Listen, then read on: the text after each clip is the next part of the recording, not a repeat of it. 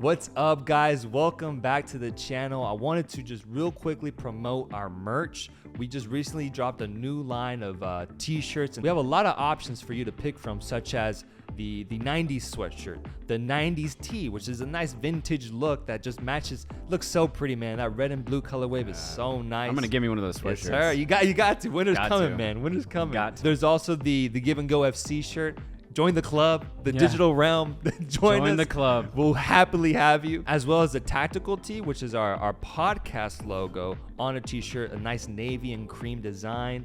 And finally, our most popular design, the logo tee, which has our beautiful crest right there. The OG. The OG. On sale right now for $19.99. Look, guys, if you want to support us in any way possible, this is the best way. Please. That money goes straight to just supporting the channel, keeping the channel alive, helping us with our equipment, keeping our producer happy. The whole deal, man. Just go check out the site. It's on our website, thegivengoshow.com. The link will be in the description. Will be anywhere on our channels, as well as on our Instagram shop. So go check it out, guys, and thank you guys for supporting the channel.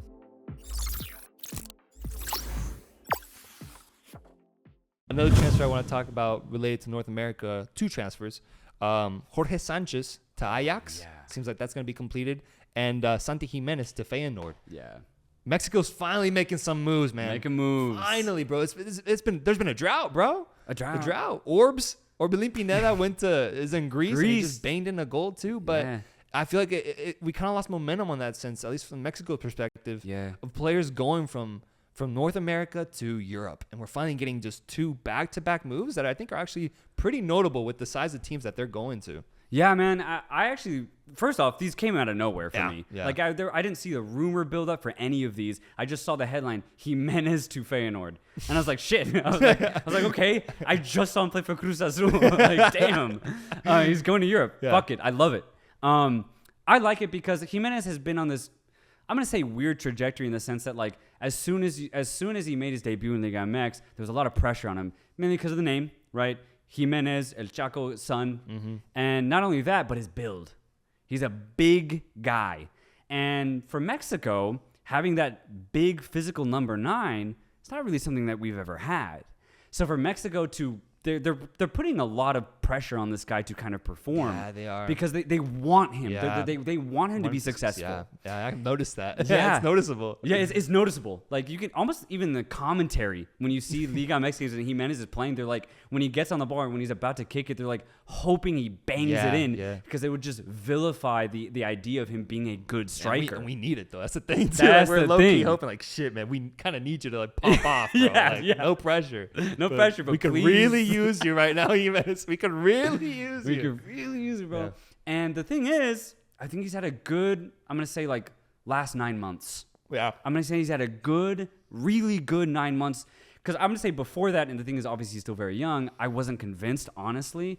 But I've seen he's grown. His IQ's gotten a lot higher. His decision-making has gotten better. And maybe his finishing, I don't know about that because he doesn't actually get a lot of strikes off in general.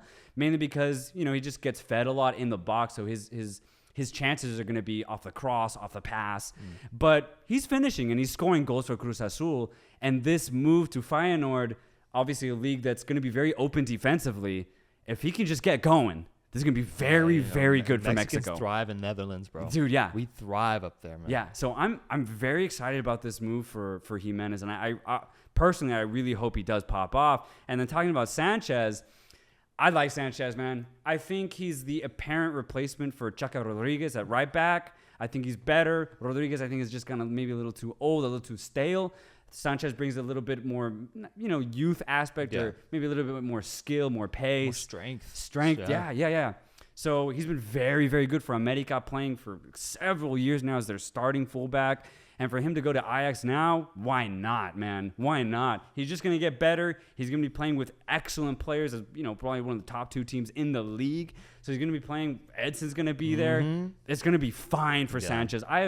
I'm a little worried about Giménez, not worried about Sánchez at all. Oh, for real? Not okay. at all. I think he's going to fit into the team really well because he himself, his style is dynamic. And that only works in the Netherlands. Yeah, I really hope it's one of those situations where he's there for a few years and his value goes up, his just technique and experience goes up, and he becomes that that solidified option for us at the right back position, and just holds that position for the long term. That'd be great. I was surprised by the transfer because I felt like he was kind of on everyone's radar a couple years ago. Like he was really starting to make that noise around the league, being a younger player, showing signs of greatness in that position. But he just stayed put in America, and he just kind of stayed there for a while. He did. And I think he overstayed his stay a little bit. I feel like he's been in Liga MX maybe a year or two too long. But at the end of the day, I'm glad that he finally made the move because, like I said at the beginning, any move from North America to Europe for a Mexican right now is super impactful and super important because while we're doing this, USA is just churning out players to Europe now, man.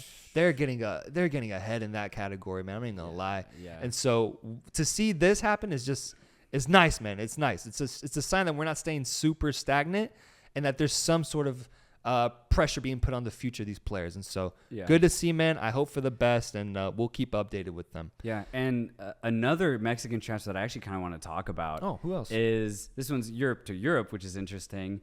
It's both negative and positive in mind. Diego Lainez loaned out to Portugal, going to play with Sporting Braga. This one's interesting. I say negative in the sense that at this point, I think Betis are done with Lainez. He's been there for 2 full years. They could have loaned him out when they first got him to see how he developed and then bring him in. Instead, they're like, we think you're good enough to play. We're going to give you these chances. You're going to be on the bench. You're going to be coming off the bench. You can even start if you're good enough. They gave him a lot of opportunity when he came straight from America. Yeah. And he was there for 2 full seasons. And going into this preseason, they didn't even call him up. They knew they were going to offload him. Yeah. And he ends up going to Braga. And I think at this point, he's probably done with Betis. Yeah. I say it's negative because that was the club that he could have popped off at. It was. Like, you think about Mexicans going to, tough situations. Like, if Lainez had gone to, maybe a Villarreal, that would have been tough to get into. A Sevilla, that would have been tough to get into. But Betis was the perfect, I feel like, environment for Lainez to continue his trajectory. He was incredible in Mexico. Incredible. And he goes to Betis, and I'm like, this is perfect. This is the type of team that's very offensive. They really don't care about defense that much because they just like to entertain. Yeah. And Lainez was an entertainer when he was with America. So I thought he was going to do the same thing, and he really didn't, man. The opposite. We've criticized Chucky at Napoli, but honestly, when you think about it, they still trust him to come off the bench. And he still has output there. He still has output there. Lainez has nothing in Spain. Nothing. So for me, I think his Betis journey is over. He's going to go to Braga. It'll be an easier league. I think he's going to get a lot more playing time, which this is where the positivity comes in because I think this is actually a good move for Lainez specifically. Sure, his relationship in Spain is done, but he could really start rebuilding his style of play, gaining confidence within himself in Portugal with Braga. So I'm excited to see what he can do there. But if he doesn't play there, Lainez is done, man. Yeah, Lainez is done. I think it's a good move. It's a good move, but it's a sign that his value has dropped. Yeah, it's dropped, and like you said, now it's his job to rebuild that value up to prove himself once again. But that's what he's worth now is a team like Braga now in Portugal. Like that's what his value is at. So can he get those minutes? Can he get the opportunity? And when he has the opportunity, can he take advantage, man? That's my biggest concern. Will he show up for that moment, for that stage? I'm hoping he does. But if he doesn't, then it's probably time to go back to Liga MX after that, man. I don't know if Europe was meant for Lainez at that point. It's tough because he was projected to be like a Chucky level type of player in terms of impact, in terms of ability to break lines, to force defenses into tough positions. And prototypically, he's a player that we don't see in the Mexican national team. Small but nimble, able to get into tight spaces. They were calling him the Mexican Messi at one point, man. Yeah. And so, what's the Mexican Messi doing playing in Portugal, man? What's he doing, bro? Yeah. And so that's where it hurts a little bit. Yeah. But I still believe in him. I'm not going to lose faith. But he lost a great opportunity at Betis with what we had thought was going to be the perfect team for him to go to after his time in America. So we'll see what happens with Lainez. As a media outlet that relates to Mexican-American fan viewership, there's a clip going around of Chicharito essentially throwing the Mexican flag to the side as he's giving fans autographs. Bro, it doesn't look good. It doesn't look good. It doesn't look good. He had a video that he uploaded afterwards where he essentially was saying sorry, and he was saying that He didn't see it out of his peripheral vision. He didn't see that the flag had fell to the ground. He just kind of wanted to toss it to the side while he was occupied. Yeah. And I saw it, man. I'm gonna just be honest with y'all, right? Since I saw the videos, I don't buy it, man. I don't buy it. It was weirdly personal. I think there's some weird rift between him and Tata Martino right now. And it's just interesting, man. It's interesting. He's one of the greatest Mexican footballers of all time, the leading scorer for us internationally. And it's pretty clear to Tata that he is not going to call him up. And so maybe there's this weird energy that Chicharito has, not just with Tata, but with the country in general. Yeah. Seeing the video, for me, it's clear it's deliberate.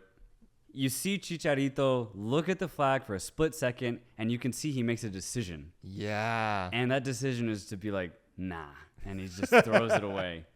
And that's what really got me. Weird. Second thing, though, is my first reaction emotionally was, I feel bad for Cheech. Yeah. I feel bad. Yeah. Because, as you just said, he is a Mexican legend at this point.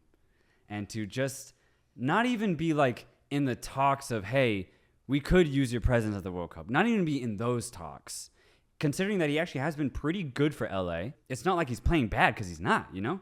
To just not even be in talks. It's weird, man. That's weird. It's really weird, especially when you think, you mentioned he's been okay for LA Galaxy lately, but the emotional aspect, like he's a leader out there. He infuses the squad with so much energy just through that childlike excitement that he plays with. Yeah. To just not even consider those options when Tata is managing a lifeless Mexican squad that could use either the technical ability from Chicharito or the emotional ability. The passion.